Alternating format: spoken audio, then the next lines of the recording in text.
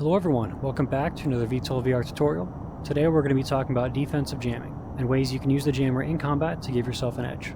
I'd also like to give a huge shout out to Riser for spending hours in a multiplayer lobby with me testing out these techniques. I'd like to start by talking about possibly the most basic and easiest to explain defensive jamming technique, and that is home on jam, or HOJ for short. So home on jam is something that you can do once you're jammed. So you'll start to see your radar looking like this. You'll see pixels coming across. Now what you'll do is you'll just lock on to the radar signature. You'll see a yellow line like this, and then you can fire a missile back at the source of the jamming. Now if the jamming ends, your lock will break with it, and the enemy you're shooting at should appear, and the missile will operate as if it's a mad dog missile, meaning it'll continue to fly on the path that it was originally placed on. It'll use its internal radar to acquire targets, and target, hopefully, the person that was jamming you. And just real quick, I wanted to give a nice visual for what the radar cone actually looks like when you're being noise jammed. The riser's off to my right here, giving me a noise jam on the medium band, and as long as I keep the other radar contacts outside of that kind of visible cone on my radar, I can still interact with them, lock onto them, and fire on them as well. Here I want to show you what it looks like when you get DRFM jammed.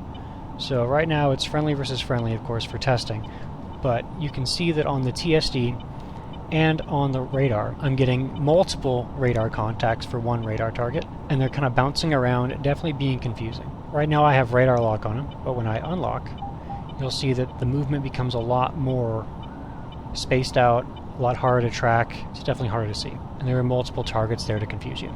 Also, once you get within around 2 miles, DRFM jamming turns into noise jamming. Fun fact. Here I have an incoming radar missile. It's an AIM-120. I am actively DRFM jamming it with full power with one jammer, and as you can hear, it breaks it up, it forces it to break lock, but it always reacquires. The one thing to note about that though is that even though you can't break a lock with DRFM jamming, it will make it easier for you to break lock in other ways. An example of this would be if you're trying to G-pull a missile. If you use DRFM jamming on it, it might make it easier for you to out-turn the missile because it'll be breaking lock and reacquiring and breaking lock and reacquiring, which may have a negative impact on its turning radius. So using DRFM jamming against missiles defensively might not mean breaking lock, but it could mean making it easier to dodge G-pull missiles or easier to chaff the missile. Now here I tried to preemptively prevent a missile from getting a lock on me by giving it noise jam on the high band, which is where missiles do their internal radar. As you can see on the right, I have 2 transmitters going, and it's not making any difference at all.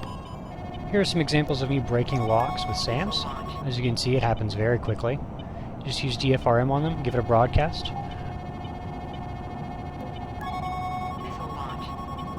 Give this one a little bit more power because it's a little farther away.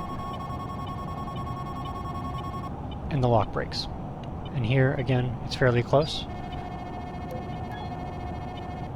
And lock breaks pretty quickly. And that's about it for offensive and defensive jamming.